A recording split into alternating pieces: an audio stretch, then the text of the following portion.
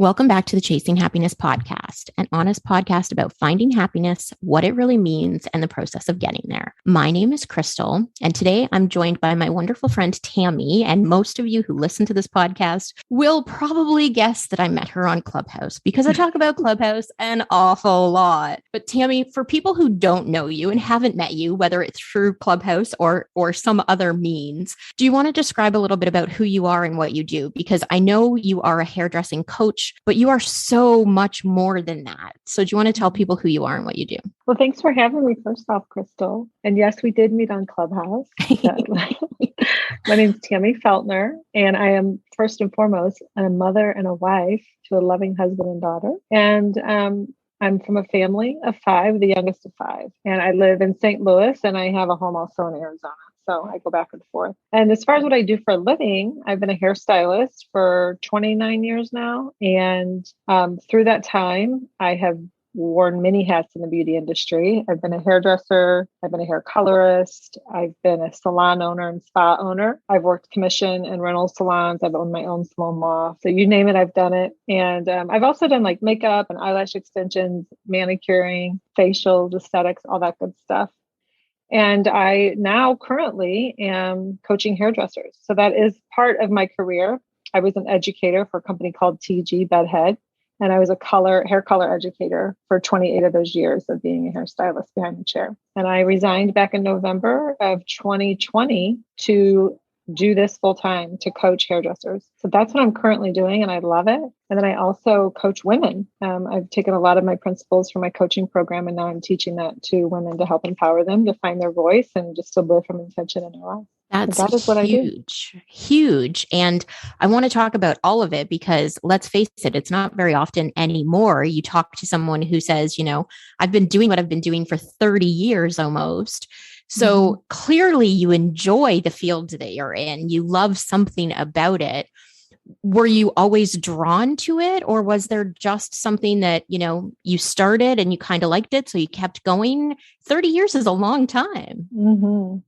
Well, I always knew I wanted to do something with beauty, fashion, and hair.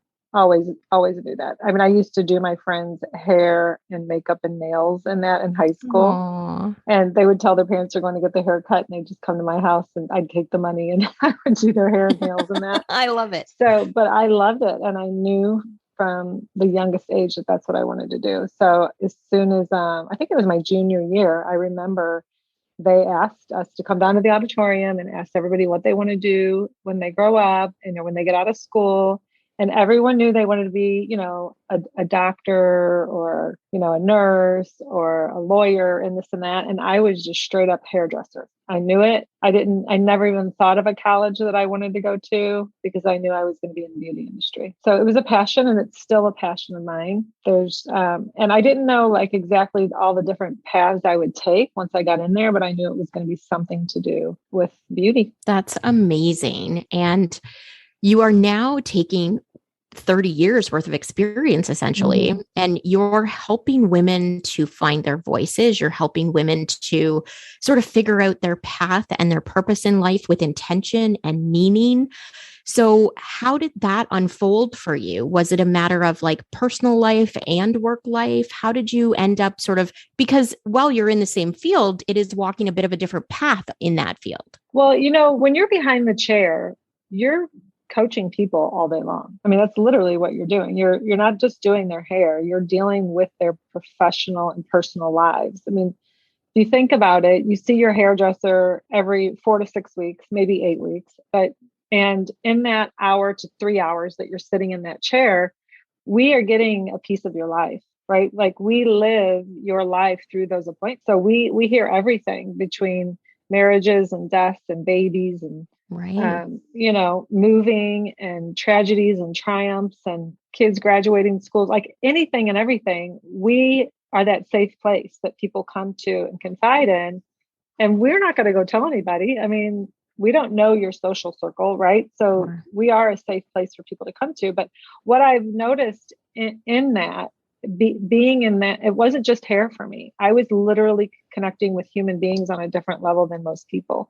And I always loved what I did, but the people in my chair, probably 9 times out of 10, They weren't doing what they loved. They were complaining about their job. They went to school for something and they weren't even going, they're not even working in that profession because the degree didn't take them to where they wanted to be or whatnot. So it was just a really eye-opening thing to analyze people standing behind the chair, like from every demographic of life, every age. I got to know people, and it really helped me see their life through a different lens. So I think it's really prepared me to step into people's shoes and meet them where they are, because I've met a version of you at some point in my chair. Sure. Right. And, I wasn't just doing hair. I was also traveling the world coloring hair. So I would do different models or different other people's clients that would come to the salon to be a model for the class.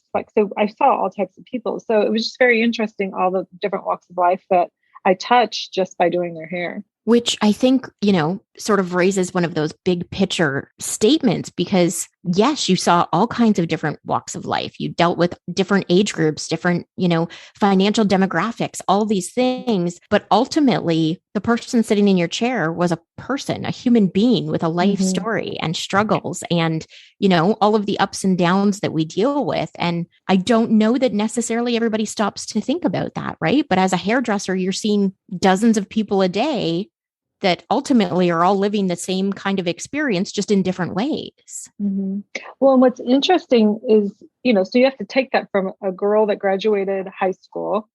And I didn't go into beauty school right away because my mom did not want me to become a hairdresser. She said, I'd never make any money. I'm going to be on my feet the rest of my life. You don't want to do that. So I did what she wanted me to do. And I went to nursing school for 2 years and I hated it. I did not want to do it.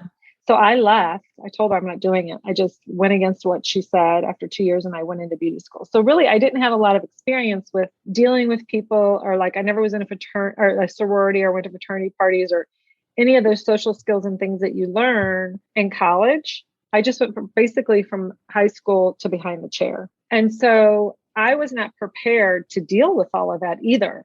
So just remind you, this is a young girl, 20 years old, dealing with all these people. And so I'm just trying to figure out how to highlight your hair.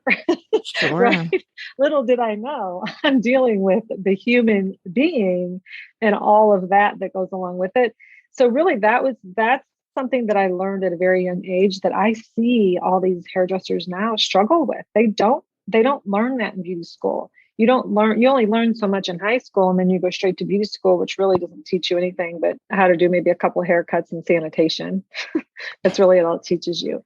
So it was really, I found my voice behind my chair, right? And I learned how to get along with people and learn lessons in life through those clients. And I see myself all the time when I'm teaching these young girls or these young guys. They don't know what to say. They don't know how to deal with things. And there's literally not a lot of companies that still teach you that. So that's really my calling for coaching now. I'm not just teaching cut and color.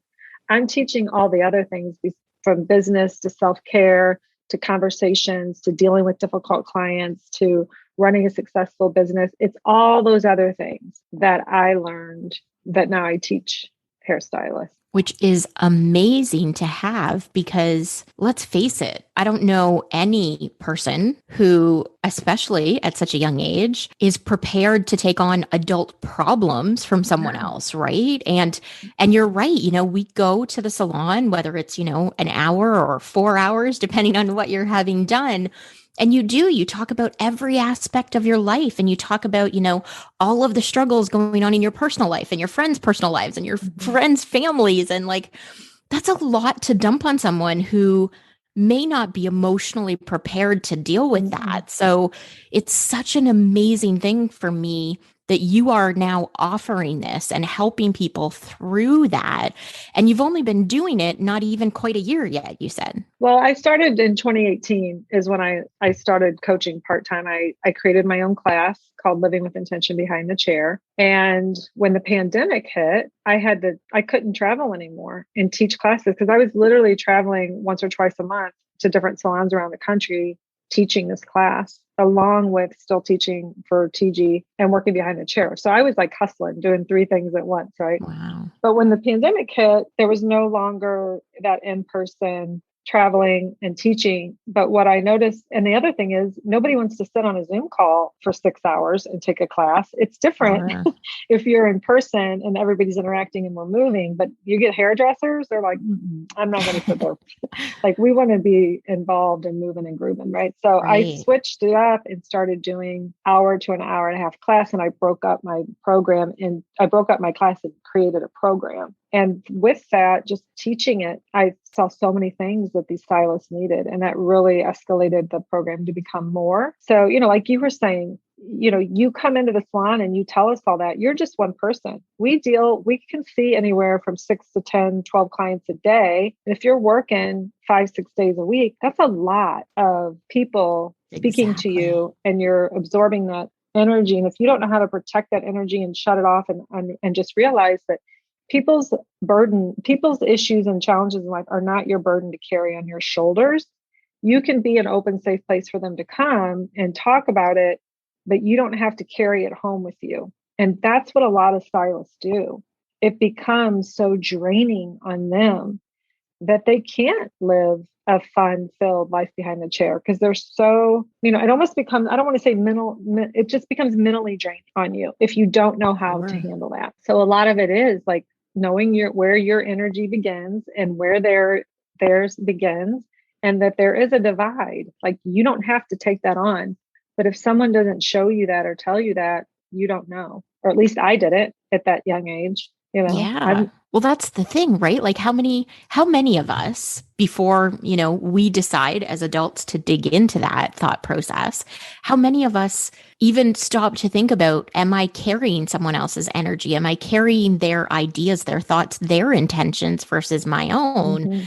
And this is one of the things you and I, have chatted about. We don't have training to tell us, like, you are a person that shows up in a certain way. And the minute you interact with someone else, your energy shifts, whether you want it to or not.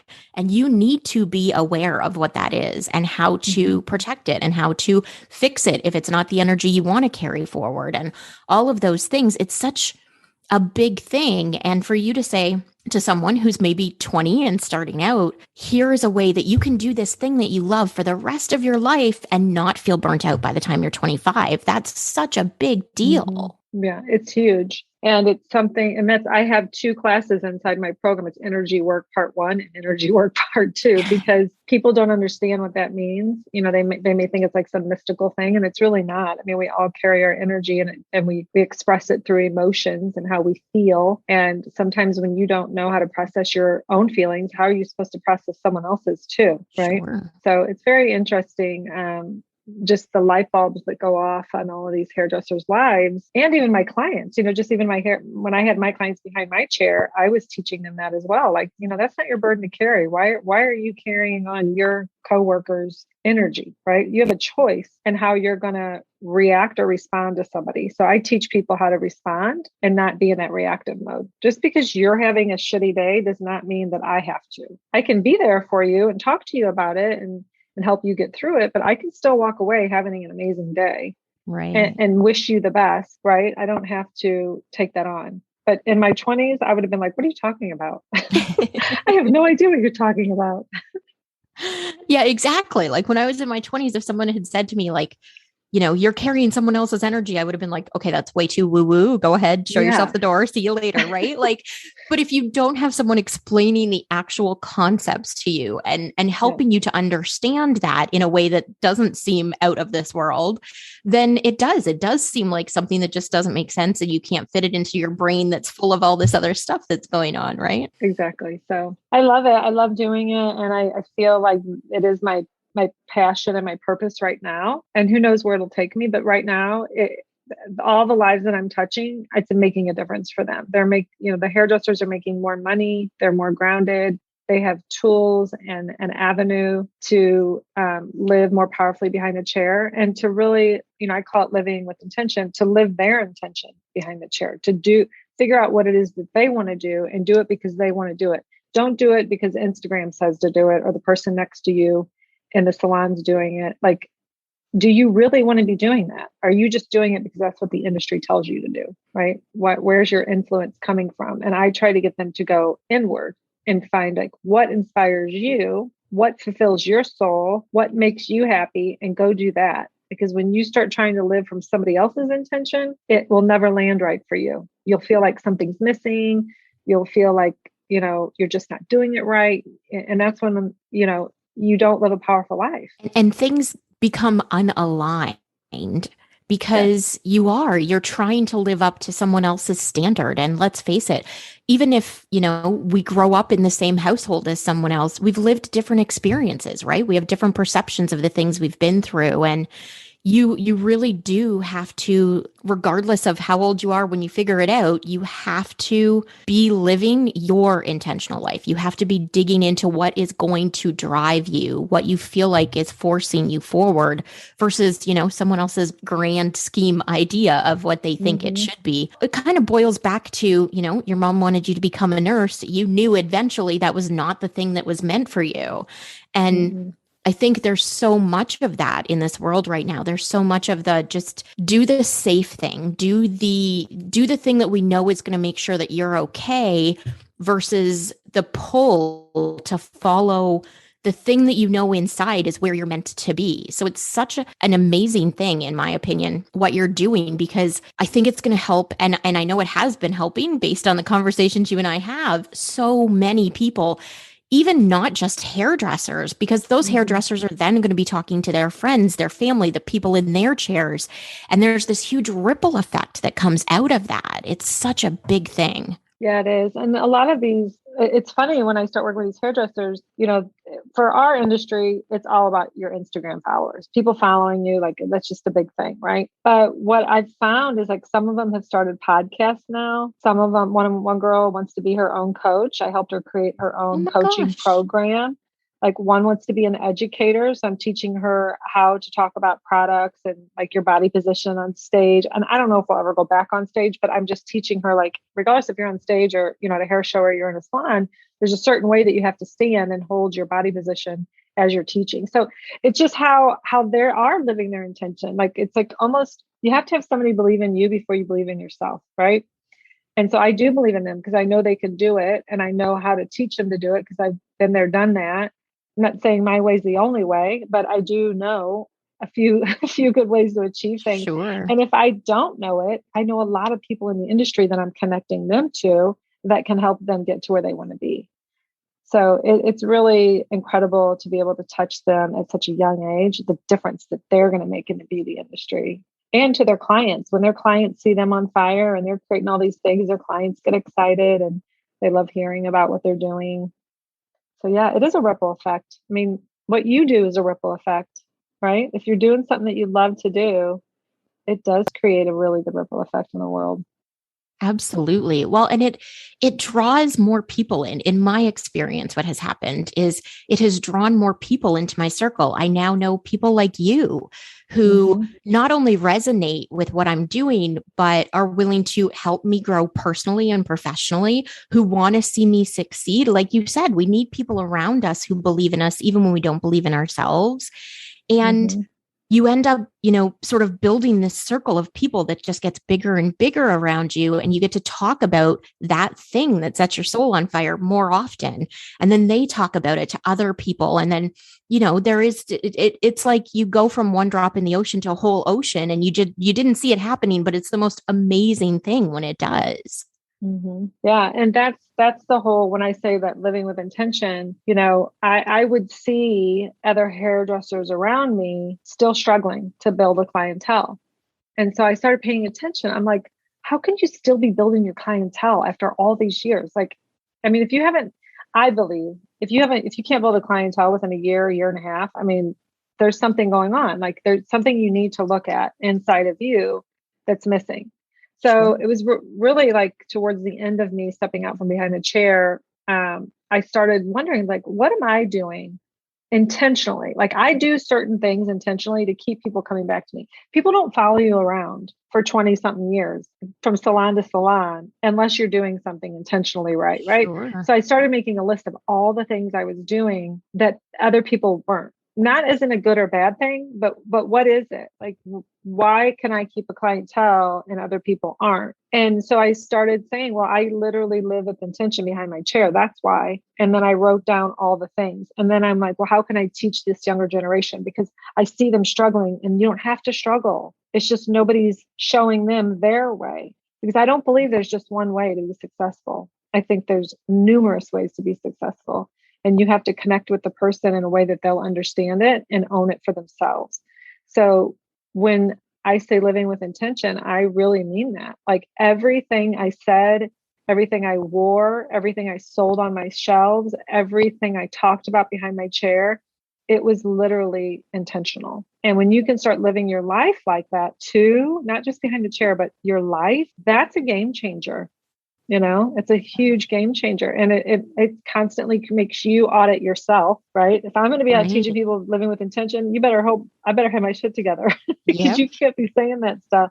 And I'm not saying you have to be perfect, but it does take you back to alignment. It's like, okay, if I'm feeling off, why is that? Oh, because I'm not living my intention. Right. And that's how we met was, going into a clubhouse room that was all about intention. And when you get around people that are all living, even if you have one intention a day and you go out to live it, that changes your trajectory of life that for that day, because that's what you're focusing on. And absolutely. That's, right. Well, and it's such a big thing because I think so many of us, until we learn, so many of us just show up and try to get through the day. And then when somebody says to you, like, what do you want your intention to be at the end of this day? Not getting through the day, but like, how do you want to show up in the world today? Who do you want to be in this world today? And you stop and think about it and you're like, oh, okay. Well, if I'm going to show up somehow, I want it to be with love or kindness, and you go out of your way, whether it's conscious or not, to show up with that mannerism, to show up in that way. And it changes everything you do about the course of your day. It changes every interaction you have because you're constantly reminding yourself that you want to show up with that intention, that you want to be purposeful in how you are interacting with the world around you rather than just sort of trudging through the day. Well, it's just, you get out of that automatic mode. Yes. We have to get out of that automatic mode and say, well, what is it that I really want today? And what do I want to create? How do I want to show up? And that's literally, you can change your intention moment to moment and every day. It doesn't have to be the same thing, right? But there is an underlying thing that in your career, especially, you better be living with intention or you're just going to keep collecting a paycheck and there's no drive behind it. Right. If you want to make a difference and feel it, then start setting some intentions and watch how your life changes. Yes. And watch how quickly your life changes. Because as you said, this is how we met. And the number of people from that community who literally, I can't even, it's been maybe 6-7 months since I joined that community.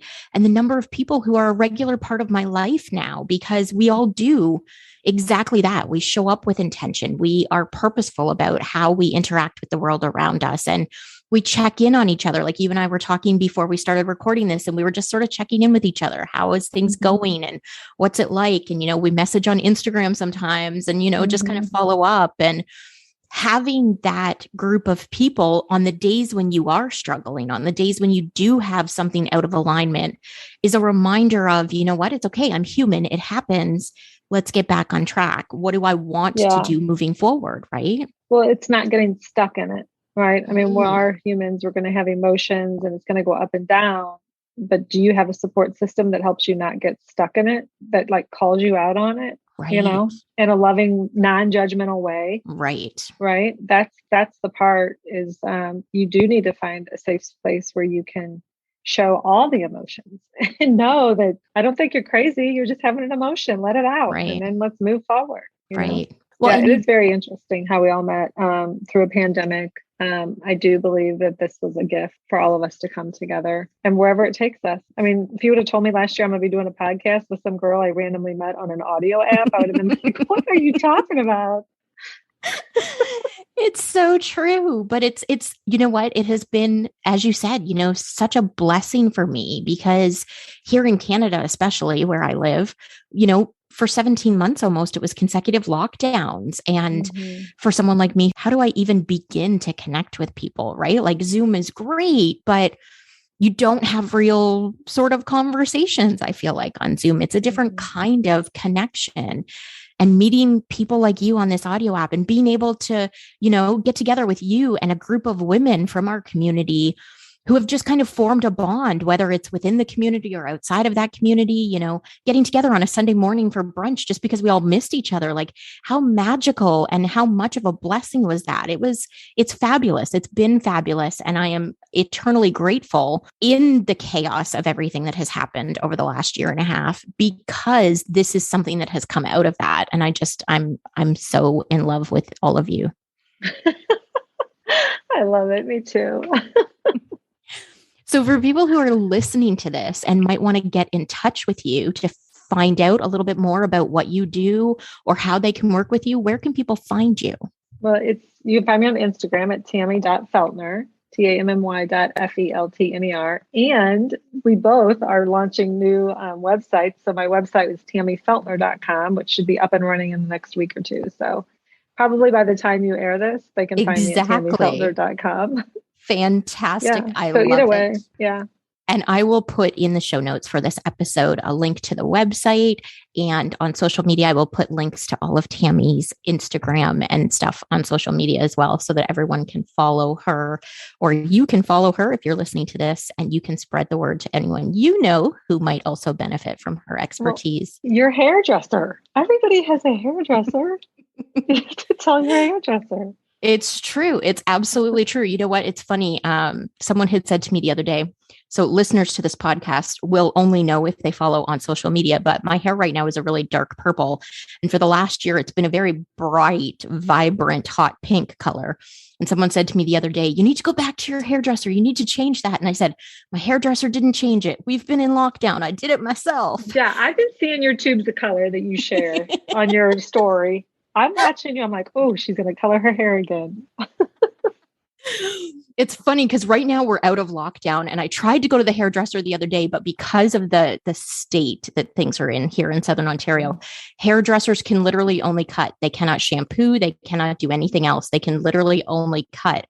And I didn't know that going to the hairdresser, because they didn't have, a disclaimer or anything to tell anybody that until you walked in.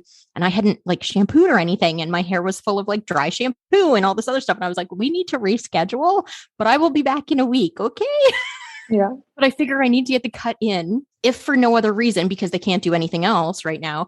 But if for no other reason, at least if I get a cut and we do go back into a lockdown, at least I have a cut, because I haven't had a cut in almost 12 months now, and it's driving me crazy. Wow. Because hair salons haven't been able to be open unless you lived in certain areas for most of the last year here in Southern Ontario, just because of the health standards that have been going on. So it's been difficult for hairdressers here, and I can't even begin to imagine the emotional toll that this is taking, especially on people who own their own salons. Yeah, it's been a lot. When the pandemic first hit, I was just teaching free classes constantly to help hairdressers get through it. I have a one class, it's called Quiet the Defeating Voices, and it was really just helping you get over your fears and that internal dialogue. And I taught that class, I don't know, 6 or 7 times over and over, just to help hairdressers get through that initial shock. Because, when you live, eat, and breathe your passion, and that's taken away from you, and hairdressers are overstimulated. So that's what you have to understand. We've got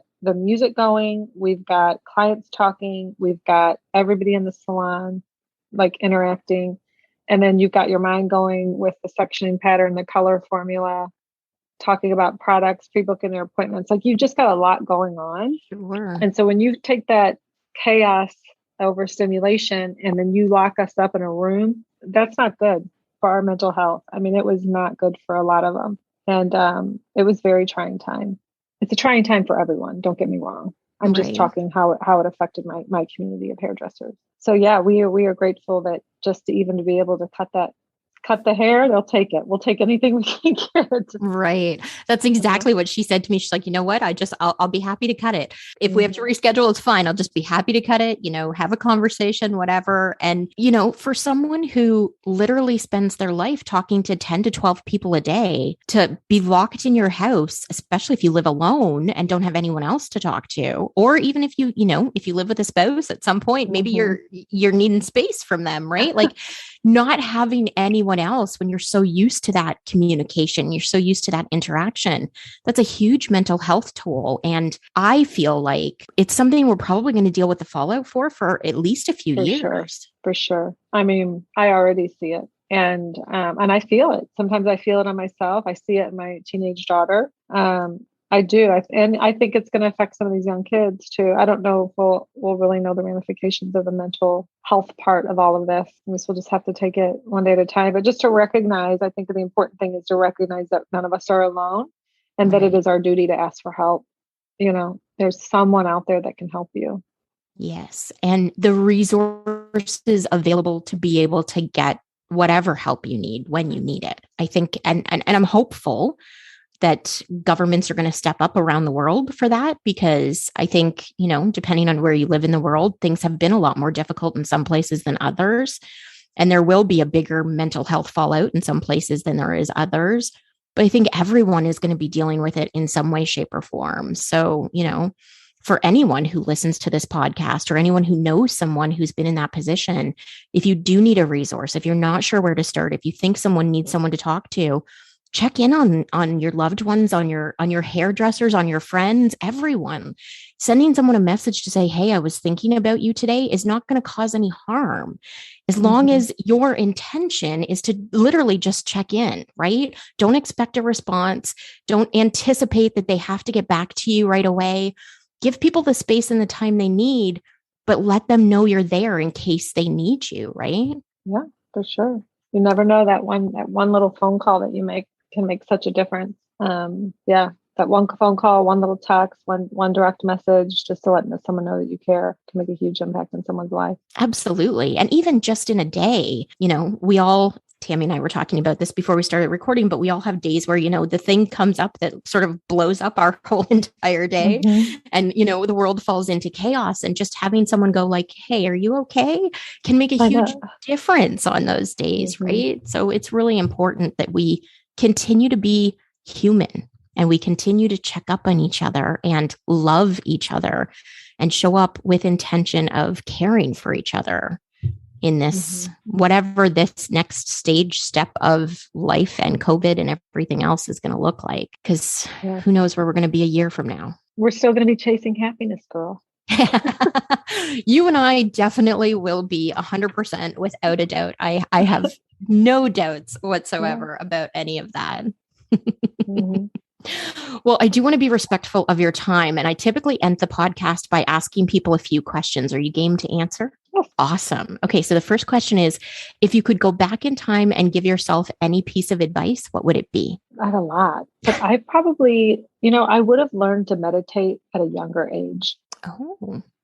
That would have been huge for me, to really learn what meditation is, to get still and to get quiet and find my inner compass at a young age would have been a huge impact on my life. I love that. And now I'm going to be thinking about that for myself for the rest of the night. If I had known, when I was 20 versus when I was 30, how would it have changed my life? Yeah. For anyone who is afraid of meditation, because we have talked about it on this podcast before, start small, something as simple as focusing on just your cup of coffee when you make your cup of coffee in the morning. You don't have to be cross-legged with a clear mind and, all of these floaty thoughts when you very first start. Like, start small. It is possible. And meditation is such a huge thing.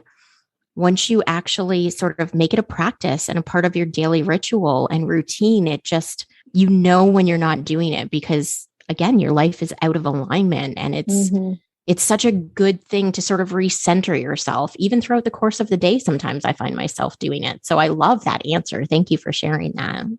What is the best or the worst piece of advice you've ever been given? The best or the worst piece of advice? I think the best piece of advice is always go with your intuition, because it's better to be right and to have followed your intuition, then you have been wrong and ignored it. Like, you've got to trust there. We all have it. We have an internal feeling or thought, or something happens in your body that is guiding you. And so many times as a young girl, I knew, but I didn't speak my truth, or I ignored it, or I gave someone the benefit of the doubt when I shouldn't have. So I would definitely have listened to my intuition at a younger age, and even studied it, learned about it. I love that. Okay. The next question is, what's one thing about yourself that you want to work on? I'm still working on my body, like healing my body.